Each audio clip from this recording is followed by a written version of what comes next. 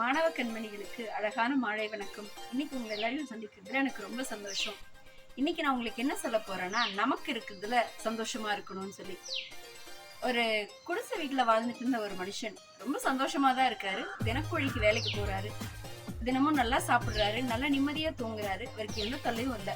ஆனா தினமும் வீட்டுல இருந்து வெளியில வரும்போது அவருக்கு எதிரில இருக்கிற அந்த மாடி வீட்டை பார்த்தா அவருக்கு நமக்கு இப்படி ஒரு வாழ்க்கை கிடைக்காதா, நம்ம என்னைக்கு இந்த மாதிரி ஒரு மாடி வீட்டுல குடியிருப்போம்னு சொல்லிட்டு தினமும் அதை யோசிக்கிறாரு.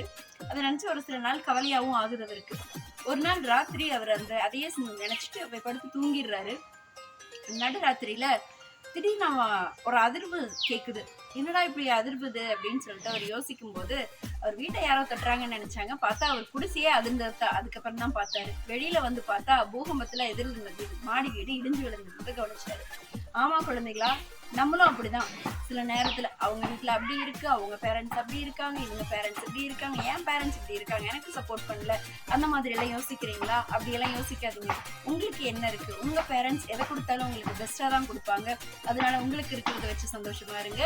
மீண்டும் ஒரு நல்ல பதிவில் நாளை சந்திப்போம். நன்றி.